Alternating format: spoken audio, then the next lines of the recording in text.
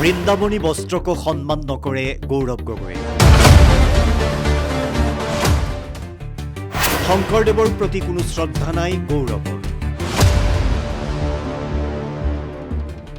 গৌৰৱ গগৈৰ লাজ নাই নেকি যে তেওঁ বৃন্দাবনী বস্ত্ৰকে সমালোচনা কৰে?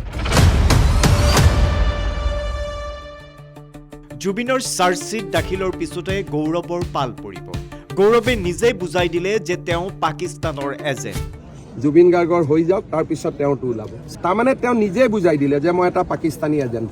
তেওঁৰ ল'ৰাকো আজিলৈকে ভাৰতীয় নাগৰিক নকৰিলে। তেওঁ স্বীকাৰ কৰিলে যে মোৰ ল'ৰা ব্ৰিটিছ হয়।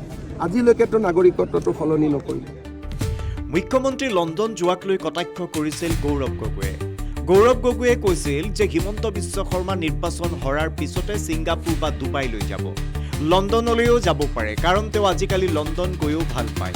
হ'ব পাৰে তেওঁ সেইদিনাই ছিংগাপুৰ বা ডুবাইলৈ গুচি যাব।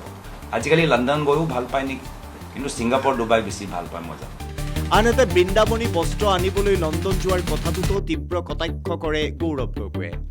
গৌৰৱ গগৈৰ এই কটাক্ষৰ পিছতে প্ৰতিক্ৰিয়া প্ৰকাশ কৰে মুখ্যমন্ত্ৰী ডক্টৰ হিমন্ত বিশ্ব শৰ্মাই। মুখ্যমন্ত্ৰীয়ে কয় যে গৌৰৱে নাজানে বৃন্দাবনী বস্ত্ৰ কি, শংকৰদেৱৰ প্ৰতি নাই গৌৰৱৰ কোনো শ্ৰদ্ধা।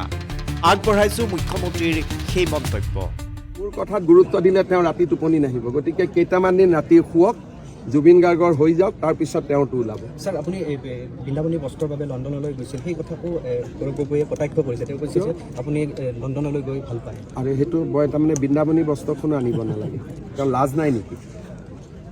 তেওঁ লাজ নাই নেকি যে বৃন্দাবনী বস্ত্ৰ অনাকো সমালোচনা কৰে? তাৰমানে তেওঁ মহাপুৰুষ শ্ৰীমন্ত শংকৰদেৱকো সন্মান নকৰে, বৃন্দাবনী বস্ত্ৰকো সন্মান নকৰে। তাৰমানে তেওঁ নিজে বুজাই দিলে যে মই এটা পাকিস্তানী এজেণ্ট। আজি 4 মাহ ধৰি তেওঁ স্বীকাৰ কৰিলে যে মোৰ ল'ৰা ব্ৰিটিছ হয়। আজিলৈকেতো নাগৰিকত্বটো সলনি নকৰিলে। যেতিয়া আমি বুজাই দিলোঁ, তেওঁ ক'লে যে মই ক'ভিডৰ কাৰণে বাধ্যত পৰি ব্ৰিটিছ হ'ল। কিন্তু আজি 4 মাহ হ'ল, ভাৰতীয় কৰিলে নেকি? কৰাটো নাই। গতিকে তেওঁৰ কথাত আপোনালোকে যিমানে ইণ্টাৰেষ্ট দিব, আপোনালোক ফচিব। মোৰ একো নহয়।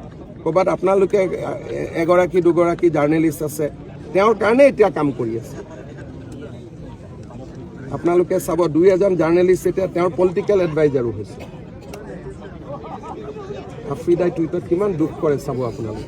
এতিয়া পলিটিকেল এডভাইজাৰো হৈ গৈছে। গতিকে আপোনালোকে ট্ৰেপত পৰি যাব। গতিকে তেওঁৰ কথাক ইমান গুৰুত্ব নিদিব, কাৰণ যোনে, আৰু মই দুখো নিদিওঁ, তেওঁতো বৃন্দাবনী বস্ত্ৰৰ বিষয়ে একো নাজানো।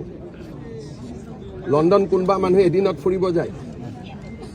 তেওঁৰ পাছপৰ্টখন চাব, তেওঁক লণ্ডন কেইদিনৰ কাৰণে যায়। মই 8 ঘণ্টা 9 ঘণ্টাৰ কাৰণে যোৱা মানুহ। গতিকে মোক এইবিলাক কৰি লাভ নাই। মোৰ ওপৰত যিমানেই যি নহওক কিয়, অসমৰ মানুহে মোক জানে, আৰু মই মোৰ কাৰণে চিন্তা নকৰোঁ। বিজেপি বহুত আগুৱাই গৈছে।